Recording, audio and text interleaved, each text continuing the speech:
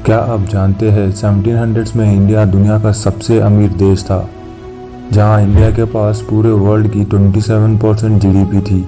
जी हाँ, लेकिन 1947 में हुई इंडिया के इंडिपेंडेंस के बाद इंडिया का नाम दुनिया का सबसे गरीब देशों में आ गया, जहां हमारे पास ग्लोबल जीडीपी में सिर्फ 3% थे। और ये सब हुआ था ब्रिटिशर्स की वजह से, क्योंकि वो जानते जाते हमारे सारे दौलत लेकर चले गए थे। इतना ही नहीं, जब इंडिया में ब्रिटिशर्स का राज था तब कुछ ऐसे इंसिडेंट्स हुए थे जिसको सुन के आप लोग चौंक जाओगे। तो आज मैं आपको उनमें से ही कुछ ऐसे 3 घटनाओं के बारे में बताने वाला हूँ जिसे सुनकर सच में आपका भी खून खोलेगा। तो दोस्तों जुड़े रहिए इस वीडियो के अंत तक। नंबर 1, 1943 में बंगाल में सबसे भयानक भूखमरी एक्सपीरियंस की थी, जिसमें करीब 3 मिलियन लोग मारे गए थे। जी हाँ, सबको ये लगा था कि एग्रीकल्चर लॉस के कारण ये सब हुआ था, लेकिन रिसेंटली हुई एक स्टडी में ये पता चला है कि वो फैमाइन विंस्टन चर्चिल के पॉलिसी के वजह से हुआ था। उस समय विंस्टन चर्चिल इंडिया के ब्रिटिश कॉलोनी का इंचार्ज था। सेकेंड वर्ल्ड वॉर के समय उन्होंने बंगाल का सारा फूड रिजर्वर्स और बेसिक नेसेसिटीज़ अपने मिलिट्रीज को भेज दिए थे, जहां इंडिया का सेकेंड वर्ल्ड वॉर से कोई लेना देना भी नहीं था, लेकिन फिर भी हमारे रिसोर्सेज मिलिट्री को भेजे गए थे। और उसी के कारण बंगाल में 3 मिलियन लोग भूख के मारे मरने लगे थे।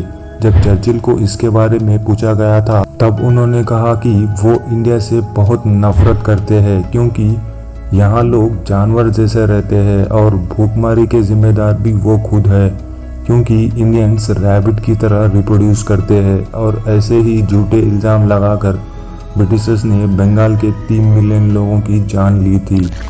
नंबर 2, ये बात 1919 की है, जब अमृतसर के कुछ प्रोटेस्टर्स ने गवर्नमेंट ऑर्डर्स और ब्रिटिश कॉलोनियल रूल के अगेंस्ट प्रोटेस्ट किया था, लेकिन तब उन्होंने जलियांवाला बाग में बंद करके गुरखा सोल्जर्स ने अंदर फायरिंग चालू कर दी थी।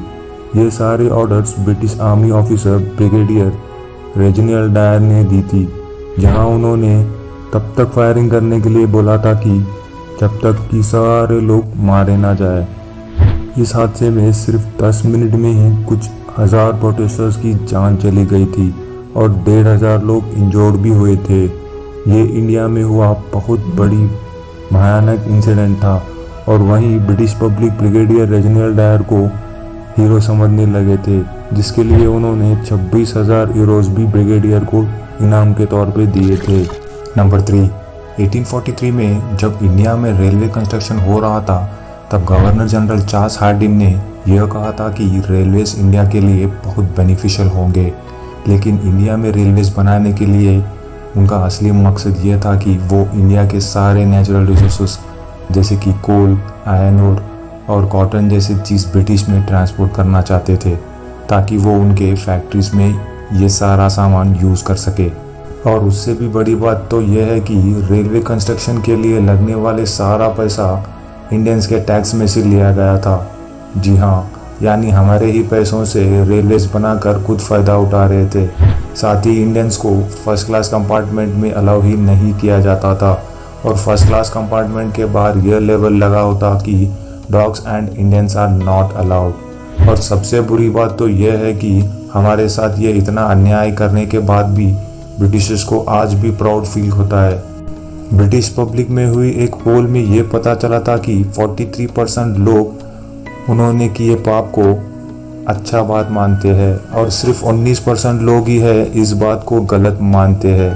तो आप सोच सकते हो कि ब्रिटिशर्स ने हमारे साथ कितना बुरा किया था, और आज जो भी दौलत उनके पास है उनमें से मेजॉरिटी ऑफ पार्ट तो इंडियंस की ही वजह से ही है।